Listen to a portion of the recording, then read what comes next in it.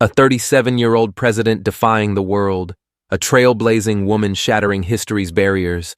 What happens when they face off in a fiery debate? Ibrahim Traoré, the young soldier leading Burkina Faso against Western control, steps onto a fictional UN stage, locking eyes with Kamala Harris, America's first black female vice president and a champion of justice. They debate freedom, fairness, and how to change the world. Who'd win? Traoré and Harris's journeys aren't just about leadership. They're a spark for millions facing crises, prejudice, and powerful enemies. Who do you think would lead this debate? Watch to the end to find out and learn how you can spark change too. Let's dive into the epic rise of these two modern heroes right now. What journey turns a soldier and a lawyer into global icons? Ibrahim Traoré was born in 1988 in Kera, a small Burkina Faso village where life revolved around farming and unpredictable rains. The son of a farmer, Traoré grew up knowing hardship. He excelled in school, earning a scholarship to the University of Ouagadougou, graduating top of his class in geology with dreams of becoming an engineer. But in 2009, as his country faced turmoil, Traoré joined the army. He rose quickly, becoming a lieutenant in 2014, a captain by 2020, and a commander in the Cobra anti-terror unit. In northern Burkina Faso's battlefields, he saw villages destroyed by jihadist groups. In 2022, with a crisis displacing 2 million people and 30% of the country lawless, Traoré led a coup ousting President Paul-Henri Damiba. At 34, he became the world's youngest president, declaring Burkina Faso must stand on its own. Half a world away, Kamala Harris grew up in Oakland, California, in an immigrant family.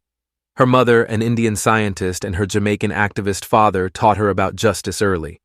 Harris recalls joining civil rights protests with her mom at age 5.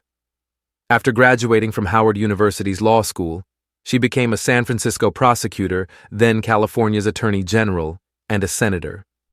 In 2021, she made history as the first black female U.S. vice president.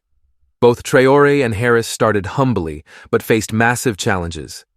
Traoré with terrorism and instability, Harris with gender and racial bias.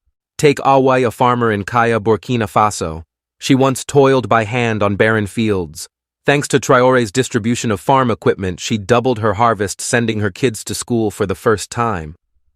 In Chicago, Maria, a Mexican-American student, heard Harris's speech on gender equality and ran for student council to advocate for immigrants. These stories show Traoré and Harris aren't just leaders, they ignite hope for ordinary people. Ever think someone like you could change the world? Comment your thoughts. Next, let's explore their bold moves to reshape their nations. What happens when leaders say no to global powers? In Burkina Faso, Traoré made choices that shocked the world. In 2023, he expelled French troops, ending decades of their influence. He shut down French military bases and nationalized gold mines, ensuring resources served locals, not foreign companies. Instead of IMF loans, Traoré invested in agriculture, rural roads, and a new airport. Musa, a farmer in Ouagadougou, says government-provided tractors doubled his crops, lifting his family from poverty. Traoré also urged locals to build their own roads, reducing reliance on foreign firms. But his moves came at a cost. He partnered with Russia, signing a nuclear plant deal, and brought in 700 North Korean troops to protect himself after 2025 coup attempts. Some hail him as a new Thomas Sankara. The West calls him a dictator. An ex-post in 2025 read, "Traoré's waking up Africa, but is he going too far?" In the U.S., Kamala Harris left her mark with bold decisions. As a San Francisco prosecutor, she launched Back on Track, a job training program for inmates that cut recidivism by 20%. As vice president, she fought for immigration rights and gender equality, pushing laws to protect women. Maria, the Chicago student, says Harris inspired her to start a campaign for immigrant women at her college.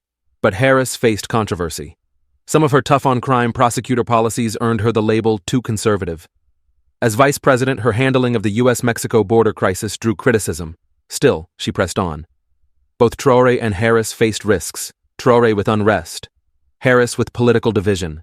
They're united by courage but differ in approach. Traoré confronts head-on Harris reforms from within. The and but so technique explains. They transformed their nations and faced backlash but never quit, so their stories inspire us. Which move was boldest? Comment below. Now let's see how they faced their toughest trials. Can one person overcome chaos, prejudice, and plots? In Burkina Faso, Traoré battles terrorism and political instability. In August 2025, an attack in Diougo Yorga killed 5, showing security remains fragile. Traoré launched a total mobilization, turning civilians like Musa, a teacher in Ouagadougou, into defenders.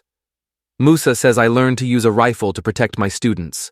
But coup attempts in 2024 and 2025, allegedly Western-backed, forced Traoré to rely on 700 North Korean troops. This sparked fierce debate. An ex-post in 2025 called him an African hero, but others fear he's trading French influence for Russian and North Korean ties. Some even ask, is Traoré losing sight of his own ideals? In the US, Kamala Harris faced a deeply polarized nation. As vice president, she was criticized for her handling of the US-Mexico border crisis, yet she stayed firm on women's and minority rights. Maria, the Chicago student, says Harris's equality speech pushed her to host workshops for immigrant women. But Harris's prosecutor past, including policies seen as harsh on the poor, like fining parents for truancy, drew backlash. Both faced immense pressure, Traoré with violence, Harris with expectations. The mountain structure builds drama from crises, terrorism polarization to climax coups, controversies to resilience. They teach us leadership means rising after setbacks no matter the odds. What would you do in their shoes? Share below. Let's see how their story ends. What if Traoré and Harris met? Picture a 2025 UN summit where Traoré and Harris take the stage. Traoré, eyes blazing, declares Africa must break free from foreign chains. Harris, calm but fierce, replies, true freedom starts with justice at home. This fictional debate isn't just a clash, it's a meeting of visions. Traoré, inspired by Thomas Sankara, dreams of a self-reliant Africa where Awe, a Kaya farmer, proudly feeds her family without dependence. Harris, following U.S. activists, fights for an equal America where Maria, a student, rises without discrimination. Despite criticism, Traoré for Russian and North Korean ties, Harris for political missteps, they persevere. Their lesson: leadership isn't about perfection, it's about acting for what's right, no matter the odds. Think of AWA and Maria, transformed by their leaders' courage. What can you learn from Traoré and Harris? Leadership isn't just for the powerful. You can spark change, even in small ways.